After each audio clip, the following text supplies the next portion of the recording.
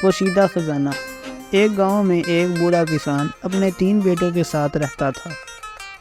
باپ نے اپنے بیٹوں کو اپنے ساتھ کھیت میں کام کرنے کو کہا، لیکن نوجوان ساتھی سست تھے۔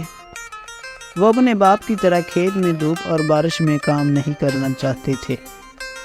ایک دن کسان بیمار پڑ گیا۔ وہ مرنے ہی والا تھا، اس لیے اس نے اپنے بیٹوں کو بلایا اور ان سے کہا، بیٹو، میں مرنے سے پہلے تمہیں کچھ راز بتانا چاہتا ہوں۔ ہمارے کھیت میں زمین کے نیچے کچھ خزانے چھپے ہوئے ہیں۔ اگر تم زمین کو اچھی طرح سے کھودیں گے تو وہ تمہیں ضرور مل جائیں گے۔ اتنا کہہ کر بوڑھا کسان مر گیا۔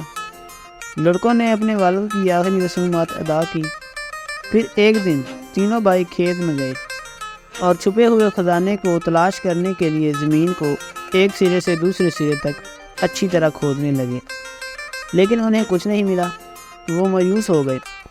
اب سب سے بڑے بھائی نے باقی 2 سے کہا کہ زمین میں بیج بو دیں، کیونکہ زمین پہلے ہی اچھی طرح سے ہل چکی تھی، اور انہوں نے ایسا ہی کیا۔ چند مہینوں کے بعد انہوں نے اپنے کھیت میں اچھی فصلیں نظر آئیں۔ انہوں نے فصل کاٹی اور ان کو بیچ کر بڑا منافع کمایا۔